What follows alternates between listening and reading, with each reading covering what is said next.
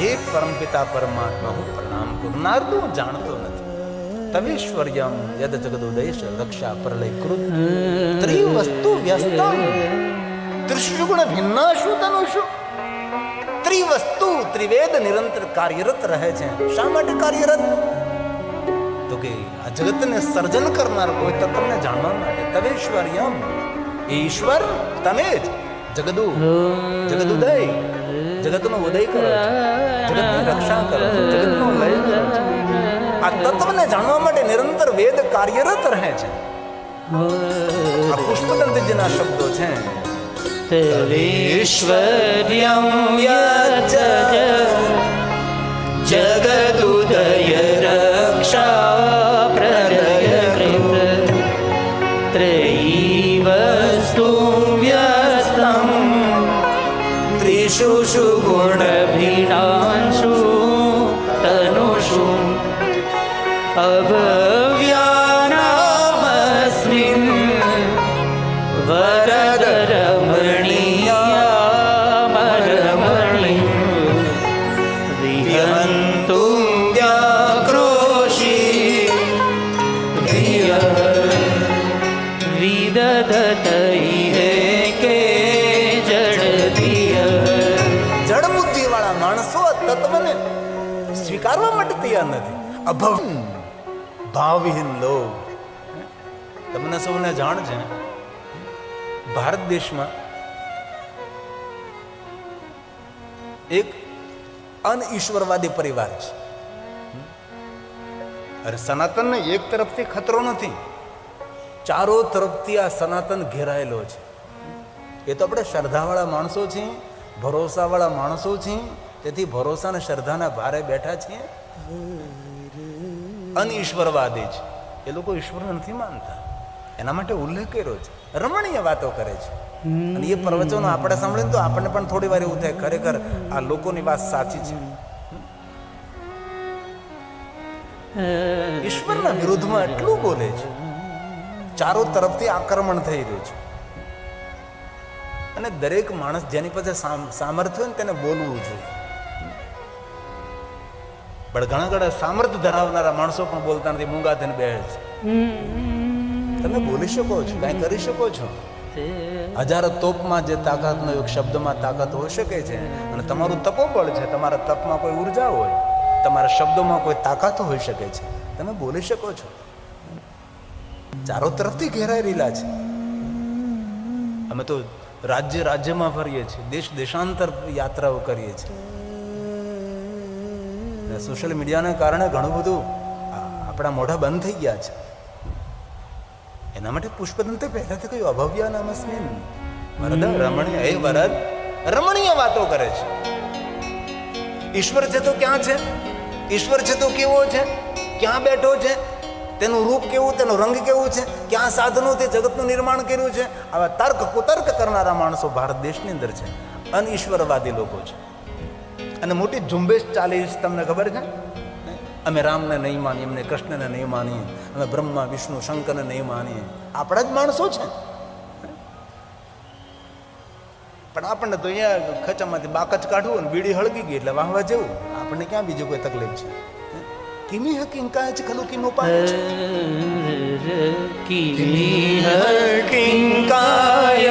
આવા તર્કો કરે છે, ઈશ્વર પ્રતિ તર્કો કરે છે. ઈશ્વર છે તો ક્યાં છે? કેવો છે? કેવી કાયા છે? ક્યાં બેસીને જગતનું સર્જન કર્યું છે? હવે ઈશ્વર પ્રતિ તર્ક કરનારા કુતર્કી માણસો આ દુનિયામાં છે.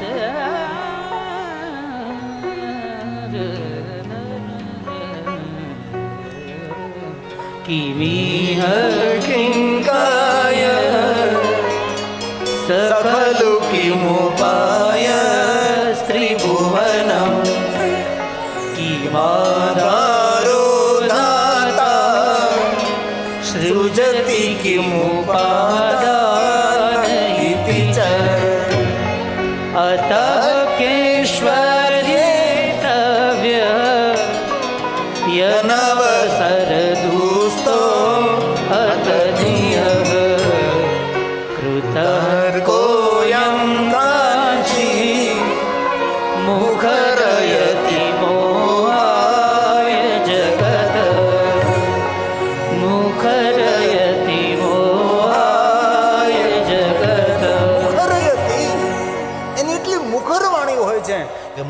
વાણીથી જગતને મોહિત કરી લે છે. એવા મુખર વાણીવાળા લોકો ઈશ્વર પ્રત્યે વિરોધાત્મક ભાવ ઉભો કરે છે. ક્યાં તમે પહોંચવા જવાના? કોની સામે લડવા જવાના છે?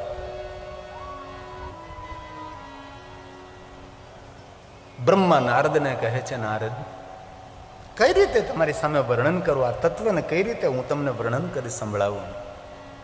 એ નારદ, વધારે તો હું નથી સાંભળતો, પણ હે નારદ, એટલું તમને કહી શકું છું કે આપની આંખો દ્વારા જે કાંઈ તમે જોવો છો ઈશ્વરનું અસ્તિત્વ છે. કેટલી સરસ વાત છે, હે? કેટલી સુંદર બ્રહ્માજીએ સરળ શબ્દોમાં સમજાવી દીધું કે નારદજી, એમાં બહુ વિસ્તાર કરવાની જરૂર નથી, પણ જે તમારી આંખોથી તમે આ દુનિયામાં નિહાળો છો, જડ ચેતન ગગન ગન આકાશ પ્રકાશ સૂરજ ચંદ્ર પૃથ્વી ગ્રહ નાર તારા નક્ષત્ર સરિતા સાગર સબ કુછ, બસ यही हमનું અસ્તિત્વ છે, એ ભગવાન શિવ છે. કેટલી સુંદર વાત.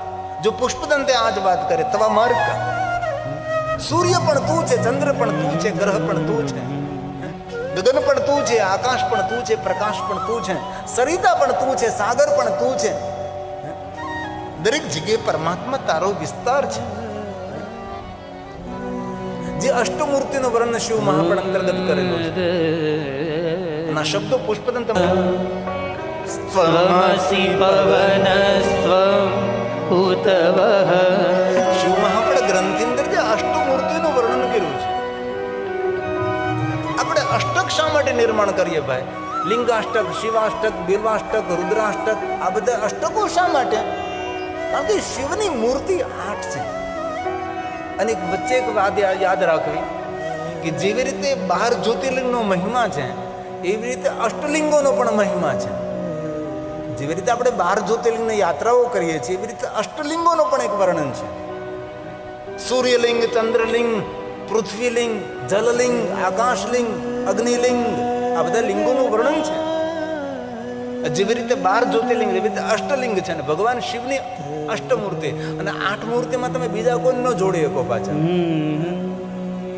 આપણા સંપ્રદાયના ભગવાનને અહીંયા જોડી ન શકીએ, ત્યાં શિવને જ જોડવા પડે છે. અષ્ટમૂર્તિ ભગવાન શિવ છે. અને બીજી એક વાત, જેવી રીતે 12 જ્યોતિર્લિંગ છે એવી રીતે અષ્ટલિંગ છે, અને જેવી રીતે અષ્ટલિંગ છે તેવી રીતે પંચ શિવલિંગ છે. જે 5 ભૂત દ્વારા આપણું જે શરીર નિર્માણ થયેલું છે, પંચભૂતો દ્વારા આપણો પિંડ બનેલો છે, અને બ્રહ્માંડની અંદર વ્યાપેલા પંચભૂતો, એ પંચ શિવલિંગોનું પણ વર્ણન છે. આકાશલિંગ, અગ્નિલિંગ, પૃથ્વીલિંગ, વાયુલિંગ, આ પંચલિંગોનો પણ મહિમા છે. જે અષ્ટમૂર્તિ સ્વરૂપ ભગવાન શિવ છે. ભવઃ શર્વો રુદ્ર પશુપતે, જે ક્રમશઃ અષ્ટમૂર્તિ છે.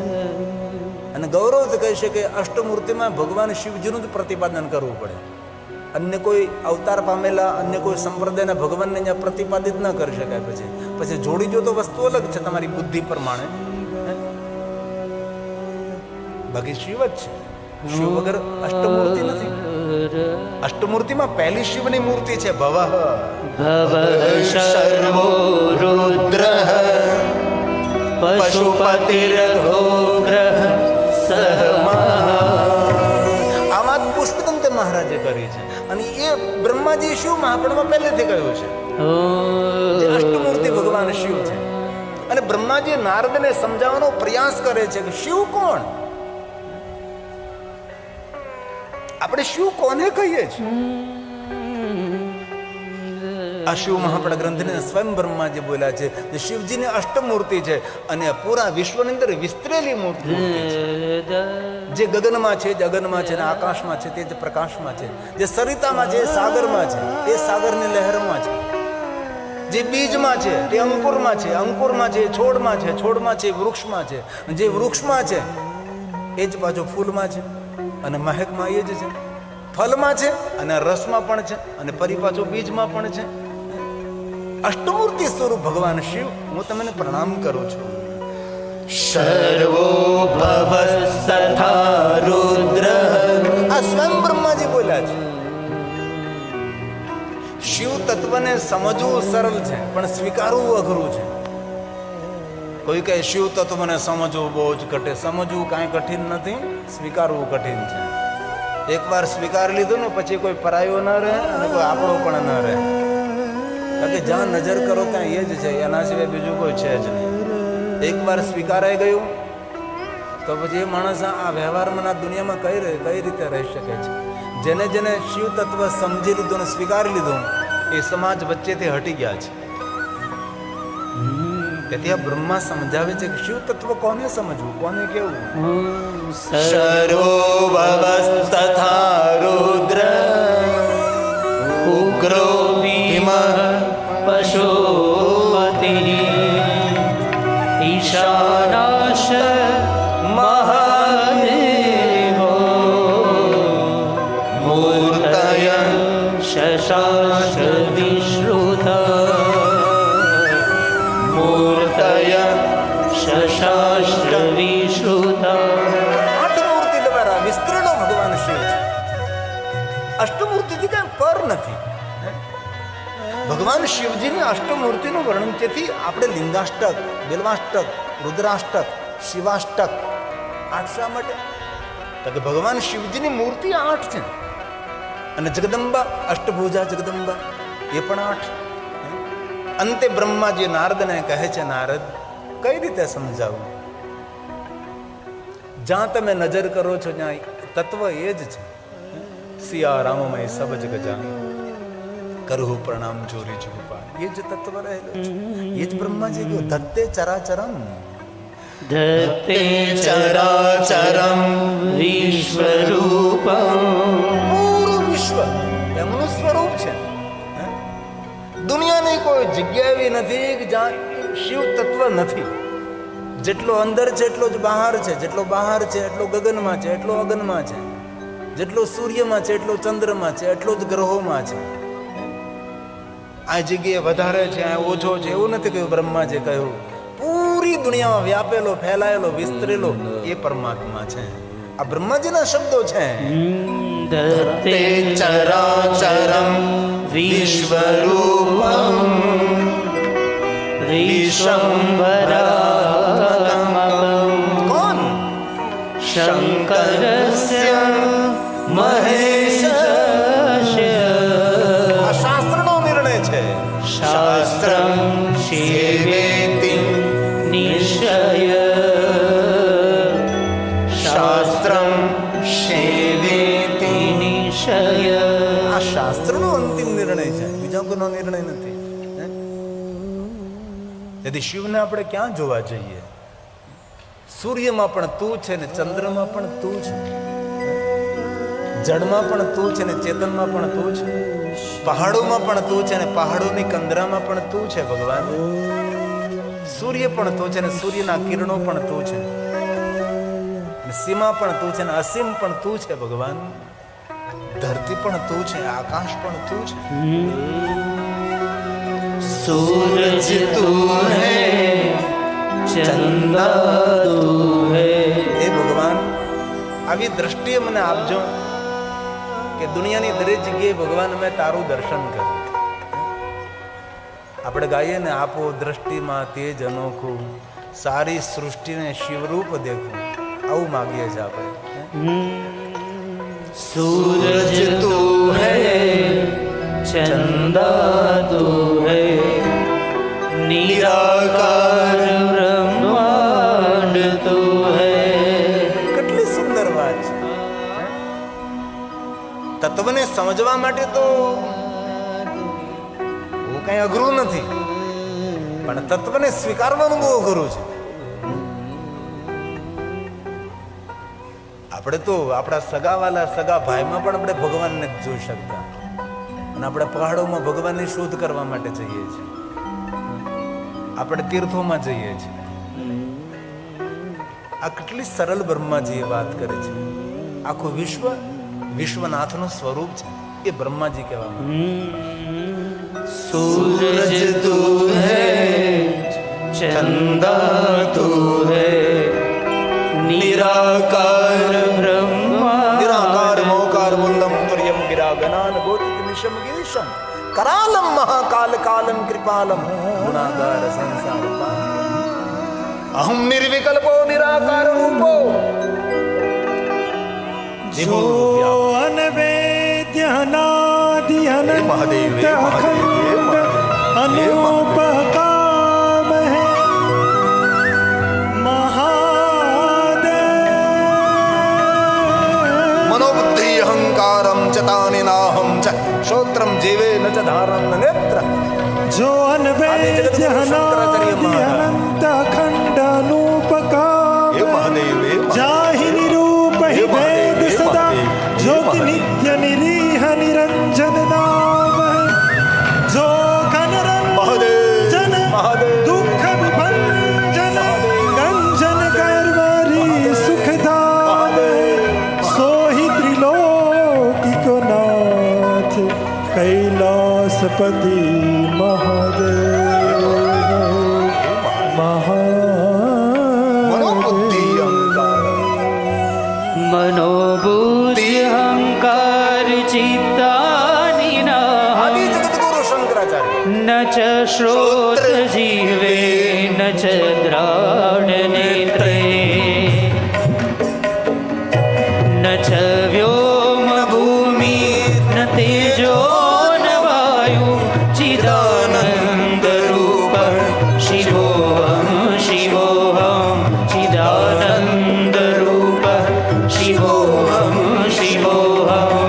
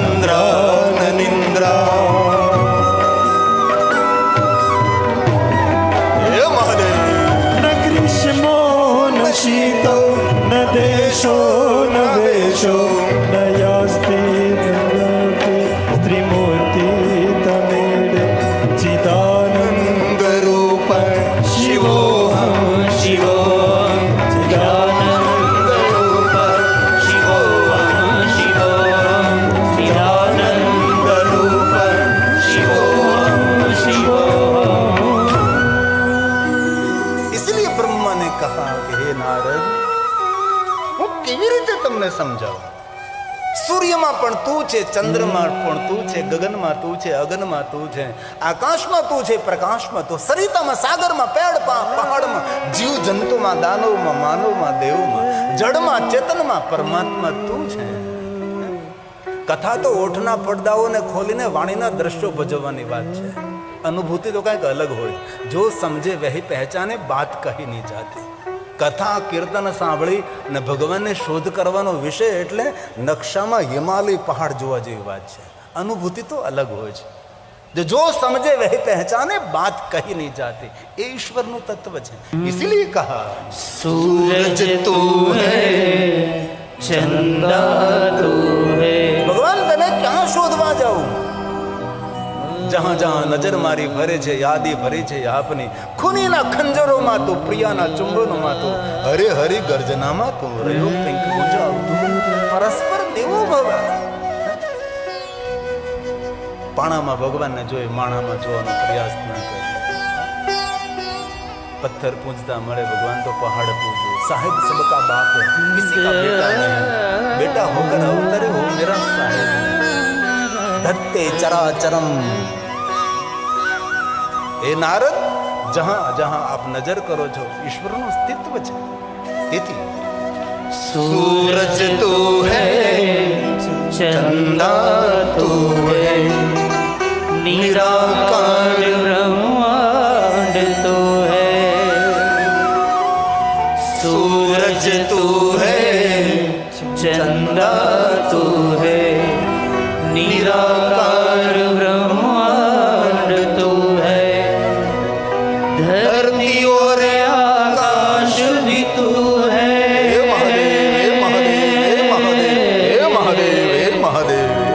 धरती और आकाश भी तू है. आत्मा परमात्मा तू.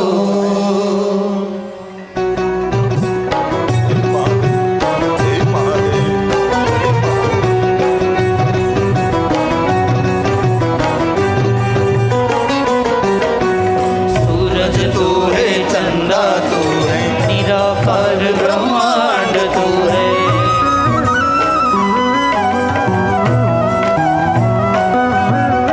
सूरज तू है, चंदा तू है, निराकार ब्रह्मांड तू है. धरती और आकाश भी तू है. धरती और आकाश भी तू है. आत्मा परमात्मा तू. महादेव हरे, महादेव हरे, महादेव हरे, महादेव हरे, महादेव हरे, महादेव हरे, महादेव हरे, महादेव हरे. મહાદેવ મહાદેવ મહાદેવ હે મહાદેવ હે મહાદેવ.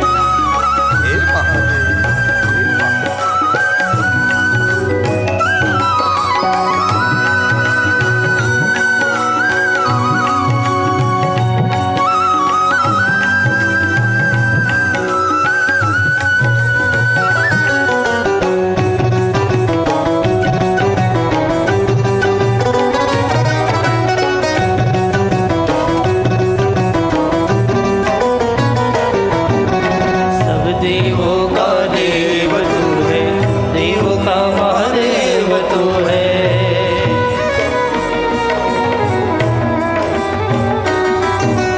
सब देवों का देव तू है, देवों का महादेव तू है. त्रिशूलधारी डमरूधारी, त्रिशूलधारी डमरूधारी, कपटधारी शिव तू. महादेव हरे, महादेव हरे, महादेव हरे, महादेव हरे, महादेव हरे, महादेव हरे, महादेव हरे, महादेव हरे. હે મહાદેવ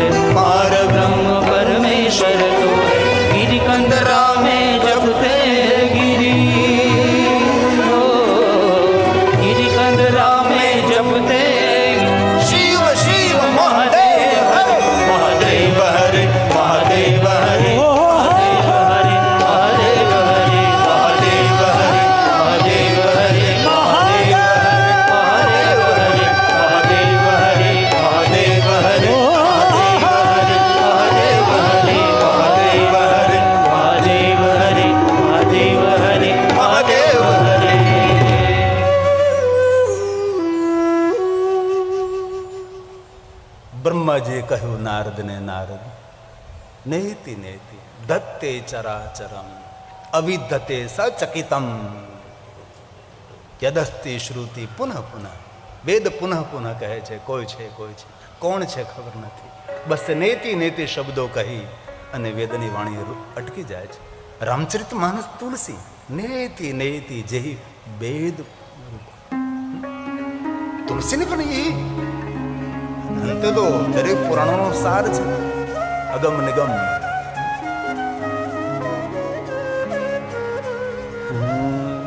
રૂપ નહીં, રંગ નહીં, આકાર નહીં, નિરાકાર મોકાર મૂલમ તુર્યમ ગિરા જ્ઞાન રામચરિત માનસ. નેતિ નેતિ જે વેદ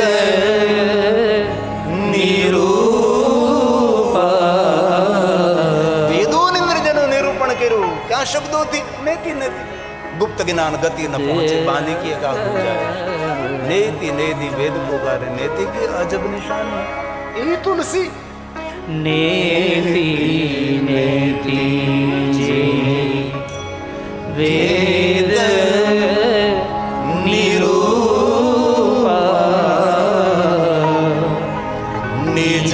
નિજાનંદ નિરૂપાધિ અનુપા. કોણ શિવ? નિજાનંદ નિરૂપાધિ અનુપા. તુલસીજી શબ્દ આપો અનુપા. આપણે જે વિચારીએ એવો ઈશ્વર હોઈ શકે એ તો આપણી વિચારધારા છે ને. આપણે જેવું વિચારીએ, કારણ કે આપણા જેવો ઈશ્વર આપણે વિચારીએ, બહુ આપણે 5 મસ્તકો બનાવી શકીએ, 10 હાથ બનાવી શકીએ છીએ. વિશેષ આપણે શું વિચારી શકીએ છીએ? બ્રહ્મા નારદને કહે છે કે આપણે જે વિચારીએ એના કરતા પણ અલગ ઈશ્વર હોઈ શકે છે. પશુ એવું વિચારતા હોય કે અમારા જેવો ભગવાન છે, પક્ષી એવું વિચારતા હોય કે અમારા જેવો ભગવાન છે, જલચર એવું વિચારતા હોય કે અમારા જેવા ભગવાન છે. તેથી આપણી પાસે બધા જ રૂપમાં ભગવાન છે. આપણી પાસે પશુ જેવા ભગવાન છે, પક્ષી જેવા ભગવાન છે, જલચર ભગવાન, ઘણા બધા ભગવાન આપણી પાસે છે, જે અવતારોની શૃંખલા છે. કારણ કે આપણે ભગવાન કેવા વિચારીએ કે આપણા જેવા ભગવાન હોઈ શકે છે. તે બ્રહ્મા એમ કહે છે કે નારદ આપણે જે વિચારીએ એના કરતાં તત્વ કંઈક અલગ હોઈ શકે છે. આવું બ્રહ્માજી કહે. પણ અંતે શબ્દો કયા નેતિ નેતિ. અને આ શબ્દો રોજ આપણે ગાઈએ છીએ. આપણા ગુજરાતી લોકો તો ખાસ ગાય છે. ભજનમાં, કીર્તનમાં, સત્સંગમાં, દેવાલયમાં, શિવાલયમાં ભાઈઓ ભેગા થાય, બહેનો ભેગા થાય, બધા જ લોકો. અને ગુજરાતીઓ માટે આ એક સરળ સ્તુતિ છે કે શંકરદાન બાપુ ગઢવીએ ગાય છે. તમે સ્પષ્ટ વાત કરી છે. નેતિ નેતિ જા વેદ કહે છે. અંતરિયાળ ગામડામાં રહેતો ભાઈ કે અંતરિયાળ ગામડામાં રહેતી બેન એ પણ આ સ્તુતિ ગાઈ શકે છે, જે શંકરદાન ગઢવી બાપુની ગાયેલી છે. ભોળા શંકર ભવદુખ કાપો એમ નહીં, ભોળા શંકરનું ભવદુખ કાપો. કારણ કે શંકરદાન ગઢવીએ ભગવાન શિવજીને વિનંતી કરી છે કે મને દુઃખમાંથી મુક્ત કરો. એ સ્તુતિ છે. જગ પ્રસિદ્ધ શબ્દો છે. અભણ પણ ગાઈ શકે ને ભણેલો પણ ગાઈ શકે છે. નેતિ નેતિ જા વેદ કહે છે. કેટલી સુંદર વાત છે. મારું ચિંતડું ત્યાં જાય છે. કેટલી દૂર મતીની વાત છે, કેટલી દૂર ગતિની વાત છે. સારા જગમાં છે તું વસુ તારામાં શક્તિ આપો. દયા કરી શિવ દર્શન આપો. શંભો શરણ માગો ઘડી રે ઘડી કષ્ટ કાપો દયા કરી શિવદર્શન આપો દયા કરી શિવદર્શન આપો સારા જગમાં છે તું, વસુ તારામાં હું. તો આવું આપણે રોજ ગાતા હોય, સારા જગતમાં ઈશ્વર તું છે, તો ક્યારેક એવું પણ ગાવું જોઈએ, મારા બાપામાં તું, મારી મામાં તું, મારા ભાઈમાં પણ તું, હે, મારા સગા કુટુંબમાં પણ તું છે, એવું અત્યારે ગાવું જોઈએ ને આપણે. અને બહેનો એવું ગાવું જોઈએ, મારી સાસુમાં તું, મારા સસરામાં તું. હે, તો ભગવાન ઠાકોરજીને થાળ જમાડવા જઈએ અને ઠાકોર રાજી થાય અને ઠાકોરને વધારે રાજી કરવો હોય તો આપણા ગરડા મા બાપના ગરડા સાસુ સાસરાને ગરમ ગરમ સમયસર ભોજન કરાવીએ તો ઠાકોર ખૂબ આપણા પર રાજી થાય. પણ એ તો કરવું નથી. ગાવું છે રોજ, સારા જગમાં છે તું, વસુ તારામાં હું. તો ક્યારે ગાવું જોઈએ, મારી સાસુમાં તું, મારા સસરામાં તું, મારા પરિવારમાં તું. પણ નથી ગવાતું.